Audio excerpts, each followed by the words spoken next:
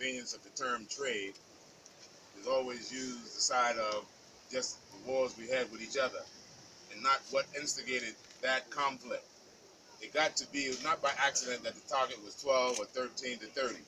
When the colonies were being established in the West, we were targeted for special expertise. They knew where the rice growers were. They knew where the carpenters were. They knew where the blacksmiths were. So people were given assignment to go hunt for Africans. So Africans were given assignment. But to facilitate the convenient terminology of trade, it's like we were at war, so businessmen came through and just took advantage of a good business deal. And that eliminates the perpetration of the criminality of the acts that took place for 250 to 300 years. This was the business of royal crowns. Kings and queens, they got licensed to go hunt Africans. And Africans were tricked into the trade, like you have drug dealers today that would perpetrate selling drugs in black community, and people will get on international news and say, well, black people are selling drugs to themselves. It was perpetrated by an enemy, and we're still at war with that enemy.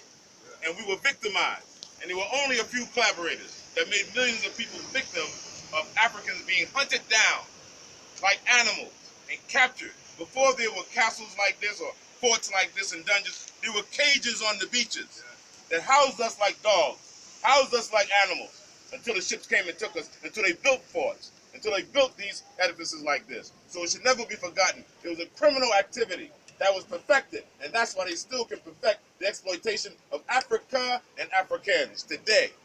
That system still exists. So it wasn't just that we were at war and we were enemies with ourselves and we sold criminals off. Everybody became victim. They had the king of the Asante that was captured and brought to the dungeons in Elmina. They had the King Augury of Cape Coast that was captured. It got to the point that you were not safe even if you were royalty.